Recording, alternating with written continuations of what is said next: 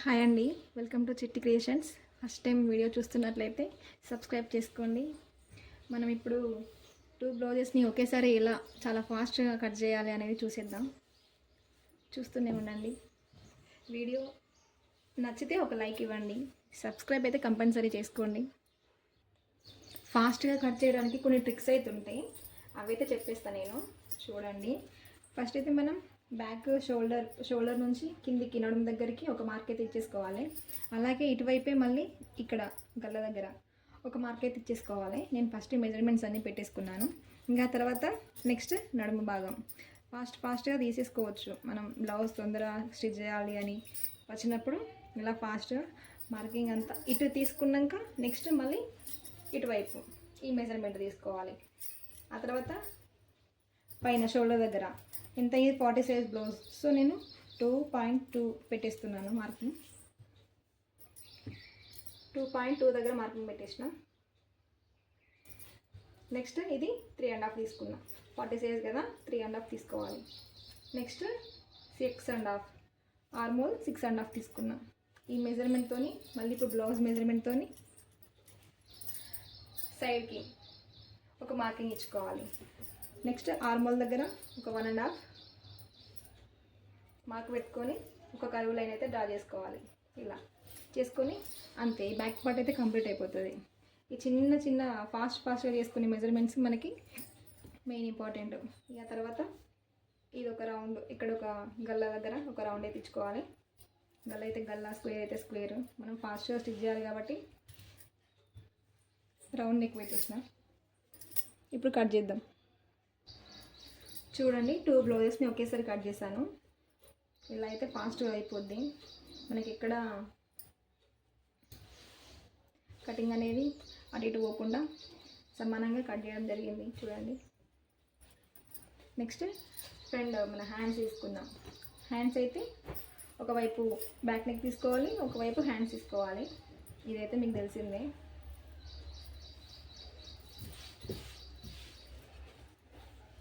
Two బ్లౌజెస్ని ఇలా fold చేసేయాలి. మనకి ఎక్కువ తక్కువ ఉంటే మనం 4 ఫోల్డింగ్స్ ఎక్కడైతే వస్తున్నాయో అక్కడికి పెట్టుకోవాలి. ఇక మిగిలిన క్లాత్ మనం అటాచ్ చేయడమే, జాయింట్స్ వేయడమే.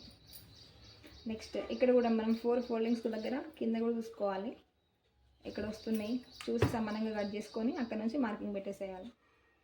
నేనైతే ఇక్కడికి వచ్చేసింది. ఇప్పుడు ఇక్కడ ఉంది మార్కింగ్, ఇక్కడికి పెట్టేసి పంపకానికి పట్టి పెట్టాలి కాబట్టి ఒక 1.5 1.2 అట్లా పై పట్టి తీసుకోవాలి. నెక్స్ట్ హ్యాండ్ లెంత్ చూద్దాం. ఇట్లయితే 2 బ్లౌజెస్ని ఈజీగా కట్ చేయొచ్చు. కాకపోతే మళ్ళీ పైన వేసే క్లాత్ ఉంటుంది కదా, ఇది లైనింగ్ అడిగేస్తున్నాను. పైన వేసే క్లాత్ మాత్రం కంపల్సరీ ఇండివిజువల్గానే కట్ చేయాలి, అది మాత్రం ఓకేనా.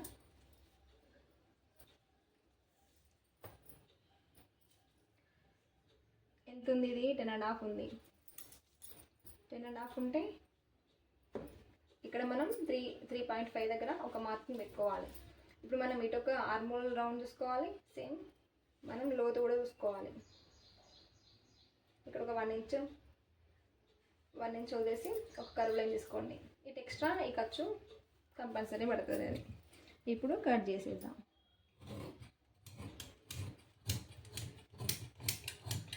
కత్తెర అయితే షార్ప్గా ఉండాలి, అది లేకుంటే అది కట్ కాదు. 4 ఫోల్డింగ్స్ కదా, కట్ అవ్వడం కాస్త కష్టమవుతుంది. ఇంతే, సింపుల్. ఇక్కడ చూసుకోండి ఒకసారి, చాలా ఫాస్ట్గా అయిపోతుంది. కరెక్ట్గా ఇక్కడికే ఉంది, సో మనం ఇది ఎక్స్ట్రా కట్ చేయాల్సింది. కట్ చేస్తే కాస్త మనం లోపలికి మలిచి కొట్టేటప్పుడు కాస్త ఈజీ అవుతుంది సమానంగా కట్ చేసుకుంటే. నెక్స్ట్ హ్యాండ్స్ అయిపోయినాయి ఇప్పుడు, సారీ. Next front part. ఈ మిగిలిన క్లాత్లో ఫ్రంట్ పార్ట్ తీసేయాలి. ఇది బ్యాక్ పార్టే వేసి ఫ్రంట్ పార్ట్ తీసేయాలి. మనకు తెలిసిందే ఇక్కడ సేమ్ ఇక్కడ ఒక ట్రయాంగిల్ షేప్ తీసుకోవడానికి ఇటు 3 ఇంచెస్, ఇటు 3 ఇంచెస్. 3 ఇంచెస్ కాకుండా ఒకవైపు ఎంత ఉంటుందో చూసి మళ్ళీ ఇంకోవైపు కూడా అంతే క్రాసింగ్ తీసుకోవాలి. 3 ఉంది, అలానే తీసుకున్నా. ఇక్కడ ఒక 3 ఇంచెస్ ఫోల్డింగ్ చేసుకోవాలి కింద సేప్ పట్టికి. నెక్స్ట్ సేమ్ మార్కింగ్ ఈ బ్లౌజ్ బ్యాక్ పార్ట్ అయితే ఎట్లుందో అలానే మార్కింగ్ అయితే పెట్టేసుకోండి.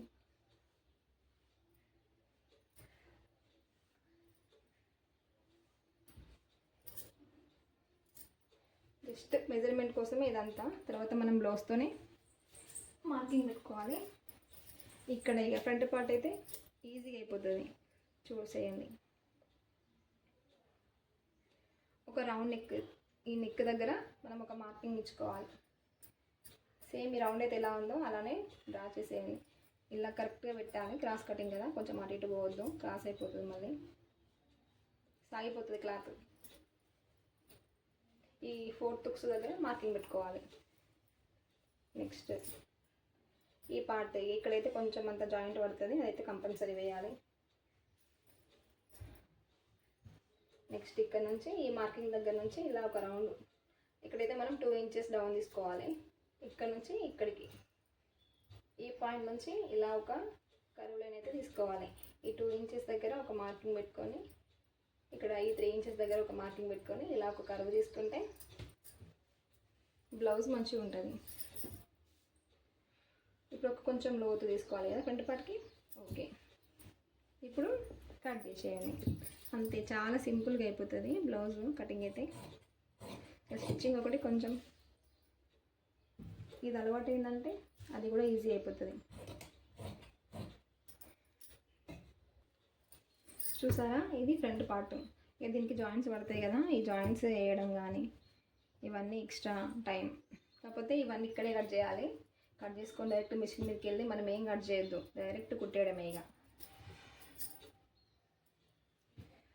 చాలా సింపుల్గా అయిపోతుంది బ్లౌజ్ కటింగ్. కాకపోతే చూసుకుంటా స్టిచ్చింగ్ చేసేటప్పుడు అన్నీ చూసుకుంటూ చేయాలి. ఓకేనా. నెక్స్ట్ సేప్ పట్టీలు. సేప్ పట్టీలకైతే మిగిలిన క్లాత్ని అడ్జస్ట్ చేయాలి, తప్పదు. ఇది నడుం పట్టీలు, గల్ల పట్టీలు, సేప్ పట్టీలు ఇవన్నీ మిగిలిన క్లాత్లో వచ్చేస్తాయి.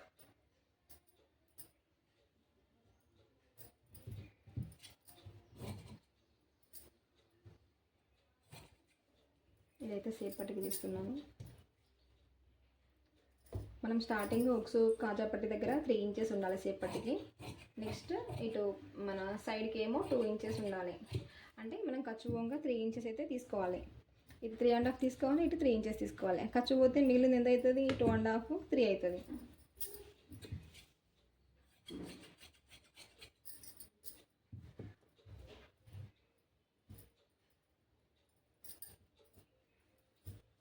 నెక్స్ట్ దీన్ని కూడా మనకు క్లాత్ అయితే కంపల్సరీ పడుతుంది. వీటికి కూడా జాయింట్స్ వేయాల్సింది.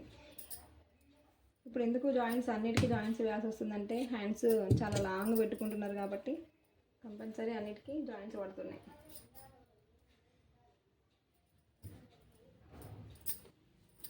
ఈ చిన్న చిన్న పీసెస్ కూడా మనకు యూజ్ అవుతాయి. హ్యాండ్స్కి వేయాలి కదా, ఇందాక జాయింట్స్ వేయాలని చెప్పినా కదా, అక్కడ కంపల్సరీ పడతాయి. ఇవి ప్రతి చిన్న క్లాత్ కూడా ఇంపార్టెంట్. ఇప్పుడు ఏ క్లాత్ చిన్న ముక్క కూడా వదలకుండా స్టిచ్ చేయాల్సి వస్తుంది.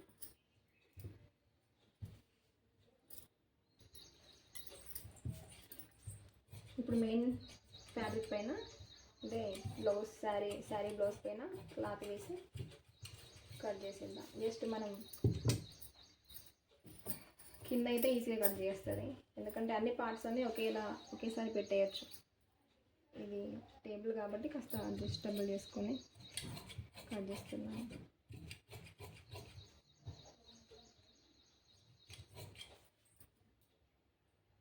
మళ్ళీ ఇక్కడ కూడా చూసుకోవాలి మనం, ఈ బ్యాక్ పార్ట్ వేసినప్పుడు ఈ నెక్ ఎక్కువ కావద్దు. ఇలా వెళ్తే సాగి క్లాత్ ఇంకెక్కువ జారుతుంది, షోల్డర్స్ జారుతాయి. సో మనం ఇటే వేసుకోవాలి, కొంచెం క్లాత్ లోపలికి వేసుకొని కట్ చేసుకోవాలి.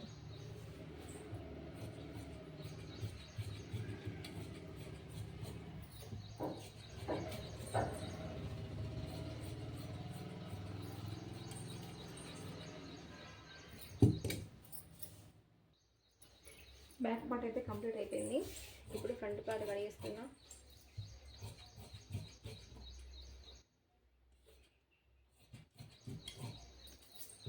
కొన్ని బ్లౌజెస్ అయితే ఇంత 40 సైజ్ వాళ్ళకి అసలు సెట్టే కావు. చాలా రిస్క్ అవుతుంది కట్ చేయడం కానీ కుట్టడం కానీ.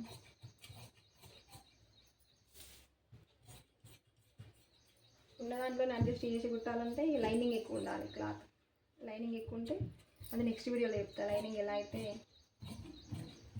సరిపోని బ్లౌజెస్కి ఎలా అయితే వేసి స్టిచ్ చేయాలో.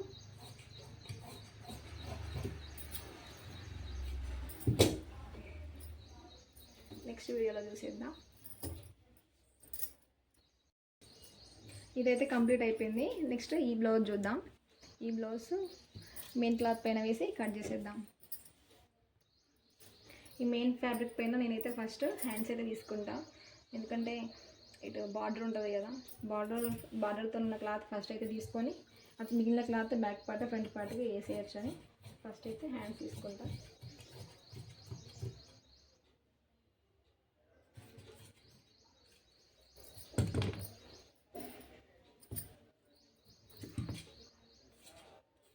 ఇలా సైడ్కు ఉంటే కట్ చేసుకోవాలి. నెక్స్ట్ బ్యాక్ పార్ట్ అయితే వేసేద్దాం. నెక్స్ట్ బ్యాక్ పార్ట్ ఉన్న ఫ్రంట్ పార్ట్కి క్లాత్ సరిపోవాలి.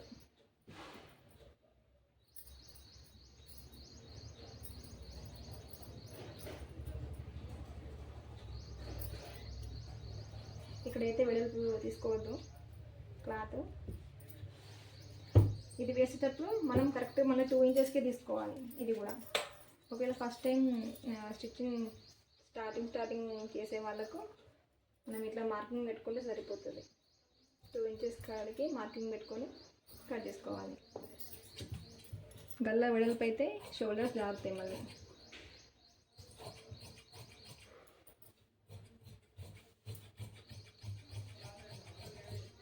తక్కువే కడిగేసుకోవాలి. 1.5 క్లాత్ 1.5 ఇంచ్ ఖర్చు పెట్టుకొని కట్ చేసుకోవాలి.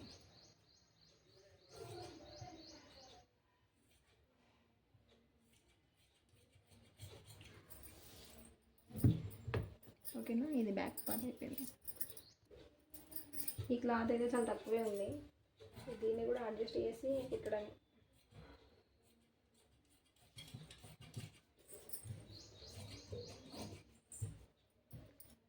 ఈ పార్ట్ ఉంది కదా, ఇదైతే సేఫ్ పట్టిక అవుతుంది. ఇలా మనం కడిగేసేటప్పుడు ఒక్కొక్కటి పార్ట్స్ అన్నీ గుర్తు పెట్టుకొని ఏది ఎక్కడవుతుంది అనేది తెలుసుకోవాలి. ఒక ఇమాజినేషన్ కావాలి నాకు. అలా వస్తే ఈ బ్లౌజ్ని ఈజీగా కట్ చేయగలం.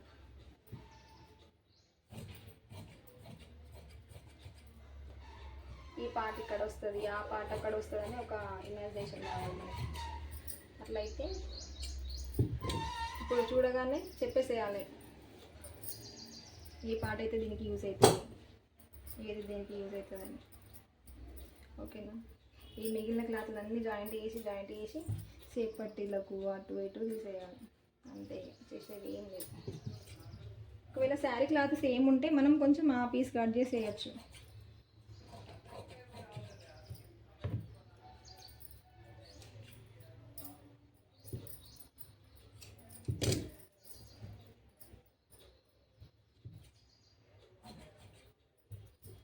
ఇది సేప్ పట్టీలైతే బ్యాక్ ఫ్రంట్. మనకి మెయిన్ పార్ట్ ఏంటి, బ్యాక్ ఫ్రంట్ హ్యాండ్స్. హ్యాండ్స్లో మన జాయింట్స్ పడితే జాయింట్స్ కూడా ఇంపార్టెంటే. ఇదిగోండి, ఇవి ఆ జాయింట్స్. ఈ మిగిలిన క్లాత్తోని సేప్ పట్టీలని అవ్వని, అందుకే మనం ఇక్కడే కట్ చేసుకుంటే మనకు స్టిచ్చింగ్ చేసేటప్పుడు ఈజీ అయిపోతుంది. ఇక అది జస్ట్ 40 మినిట్స్లో కంప్లీట్ చేసుకోవచ్చు స్టిచ్చింగ్ అనేది. అంతే అండి. ఇక ఈ కటింగ్ అయితే నెక్స్ట్ వీడియోలో కలుద్దాం. ఫస్ట్ టైం చూస్తున్నట్లయితే సబ్స్క్రైబ్ చేసుకోండి. వీడియో నచ్చినట్లయితే లైక్ కూడా చేయండి. Thank you.